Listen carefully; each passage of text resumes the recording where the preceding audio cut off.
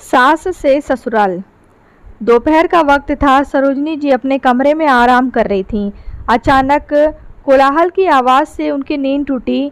ध्यान से सुनने पर पता चला कि यह आवाज़ उनके बेटे बहू के कमरे से आ रही थी। यह अचानक इन दोनों को क्या हो गया? अभी खाने की मेज़ पर तो सब कुछ सही था। सोचती हुई सरोजनी जी उनके कमरे में जाने के लिए उठी ही थी कि फिर उन्हें ख्याल आया कि पति पत्नी के बीच में उन्हें नहीं बोलना चाहिए। आपस की बात उन्हें आपस में ही सुलझानी चाहिए। यह सोचकर उन्होंने अपने कदम रोक लिए। धीरे धीरे बेटे विवान और बहू वेदिका की आवाज़ में तेजी के साथ साथ सरोजनी जी के बेचैनी बढ़ती ही जा रही थी। अचानक ही वेदिका की आवाज़ उनके कानों में पड़ी। खबरदार विवान, अगर तुमने मुझ पर हाथ उठाने का प्रयास भी किया तो। यह सुनकर सरोजनी जी अब स्वयं को रोक नहीं सकीं और उनके कमरे की तरफ बढ़ गईं। जब वो वहां पहुंची तब उन्होंने देखा विवान वेदिका पर हाथ उठाने ही वाला था। इससे पहले कि वेदिका कोई प्रतिक्रिया करती, सरोजनी जी ने बीच में आकर विवान का हाथ पकड़ लिया। विवान और वेदिका जब तक कुछ समझ पाते, सरोजनी जी के हाथों विवान के गाल पर एक जोरदार थप्पड़ पड़ चुका था। माँ, आपने मुझ पर हाथ उठाया क्यों? विवान ने रुआसे स्वर में कहा। सरोजनी जी अपने गुस्से को जाहिर करती हुई बोली, क्योंकि तुमने आज मेरी परवरिश को गाली दी है विवान। तुम्हारी हिम्मत कैसे हुई अपनी पत्नी पर हाथ उठाने की? यही सिखाया है मैंने तुम्हें। पर माँ, आपको बुरी बात मालूम नहीं है। आप सुन तो लीजिए कि क्या हुआ, विवान ने गुस्से से वेदिका की तरफ देखते हुए कहा। सरोजनी जी ने वेदिका के पास खड़ी होती हुई बोली, मुझे कोई भी बात नहीं जाननी है। पति पत्नी के बीच की बात आपस में ही रहनी चाहिए। मैं अगर जाती हूँ तो बस इतना ही। मैंने किसी को मेरे घर की लक्ष्मी का अपमान करने का अधिकार नहीं दिया। कोई भी बात, कोई भी समस्या चाहे कितनी भी गंभीर हो, चाहे एक ही बात दूसरे को कितनी भी गलत लगे, फिर भी उसे सुलझाने का, गलतफहमियों को दूर करने का एक सही तरीका होता है। साथ बैठकर शांति से बात करो। दूसरे के मन में क्या है उसे जानने का प्रयास करो। समझो ये क्या कि तुरंत हाथ उठा दिया? ना समझो की तरह एक दूसरे को अपशब्द कहने लगे।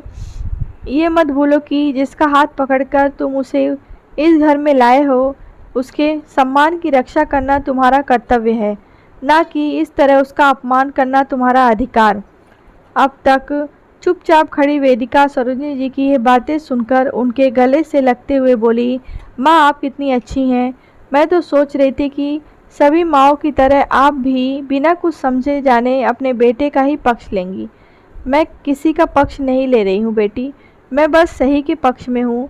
अगर तुम मेरे सामने गलत करोगी तो मैं तुम्हें भी डांटूंगी। मुझे नारीवाद की बड़ी बड़ी बातें करना नहीं आता। मैं बस इतना ही जानती हूँ कि अगर स्वयं एक स्त्री होकर भी मैं दूसरी स्त्री के सम्मान को अपने सामने कुचलते जाते हुए देखती रहूं तो लानत है मेरे अस्तित्व पर, फिर चाहे उस सम्मान को कुचलने वाला मेरा अपना बेटा ही क्यों न हो। सरोजनी जी ने वेदिका के सर पर हाथ रखते हुए कहा। अपनी माँ की बातें सुनकर विवान को अपनी हरकत पर ग्लानि महसूस हो रही थी। वो सोचने लगा, आखिर वेदिका की गलती ही क्या थी? उसने बस इतना ही तो कहा था कि कल से एक हफ्ते तक उसके दफ्तर में ज़्यादा काम है तो उसे सुबह जल्दी निकलना पड़ेगा। इसीलिए वो अपने दफ्तर जाते वक्त उसके लिए भी घर से खाने का डिब्बा लेता है। और इतनी सी बात को उसने अपने अहम पर चोट बना लिया कि भला वेदिका उसे आदेश कैसे दे सकती है, जबकि वो भूल गया था कि महंगाई और बढ़ते खर्चों का हवाला देकर उसने ही तो वेदिका को ये नौकरी करने के लिए कहा था। यह भी भूल गया कि उसके पापा हमेशा ही किस तरह घर से लेकर बाहर के कामों में भी बेहिचक उसकी माँ का हाथ बटाते हैं और उन्होंने हमेशा ही उसे भी यही सिखाया है। विवान को एहसास हो रहा था कि उसने सचमुच अपने माता पिता की परवरिश को शर्मिंदा किया था। गलती का एहसास होते ही विवान ने बिना किसी देरी के वेदिका से माफ़ी मांगते हुए कहा, वेदिका, हो सके तो मुझे माफ़ कर देना। आगे से मैं ऐसी बेवकूफ़ी वाली हरकत कभी नहीं करूँगा। बस आज आखिरी बार मुझे माफ़ कर दो। अपनी बात कहते कहते विवान की आंखों में आंसुओं की धार बह चली। उसके आंसू पोंछते हुए वेदिका बोली, मुझे भी माफ़ कर दो, मैंने भी गुस्से में तुमसे न जाने क्या कुछ कह दिया। अपने बेटे बहू के बीच में सब कुछ ठीक देखकर सरोजिनी जी अपने कमरे की तरफ जा ही रही थी कि वेदिका ने उनका हाथ थाम लिया। माँ, आज आप जैसी सास और माँ हो तो किसी बहू बेटी के साथ कुछ गलत नहीं हो सकता। आज मुझे एहसास हुआ कि सास से ही ससुराल का असली सुख है। सरोजिनी जी कुछ कहने ही वाली थी कि उनके पति नवीन जी, जो न जाने कब से आकर चुपचाप इन तीनों की बातें सुन रहे थे, बोले, अच्छा बहू, बस सास से ससुराल है ना, तो फिर मैं जो तुम्हारे लिए ये तुम्हारे पसंदीदा समोसे लाया था, इसे मैं और विवान खा लेते हैं। तुम्हारे लिए तो तुम्हारी सासू माँ है ही। उनकी बात सुनकर सभी हंस पड़े। वेदिका उनके हाथों से समोसे का पैकेट लेते हुए बोली, नहीं नहीं पापा, मैं अपनी गलती सही कर लेती हूँ। आप दोनों जैसे सास और ससुर से ही ससुराल का असली सुख है। नवीन जी ने हंसते हुए वेदिका के सिर पर हाथ फेरा और विवान की तरफ देखते हुए बोले, बेटे, आज तुम्हारी माँ यहाँ थी तो उसने बात संभाल ली।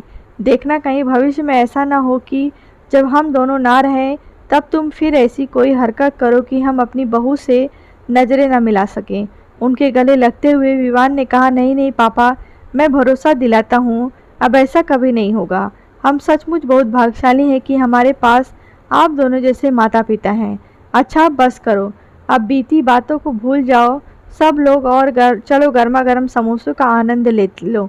सरोजिनी जी सबको बाहर आने का संकेत करते हुए बोली, तो सब हंसते मुस्कुराते उनके साथ चल पड़े। बड़ों के सही मार्गदर्शन के कारण खाने की मेज पर एक बार फिर से गर्म समोसों के साथ प्रेम और स्नेह की ठंडी बयार बह चली थी। कहानी आपको अच्छी लगी हो तो लाइक करो, शेयर करें।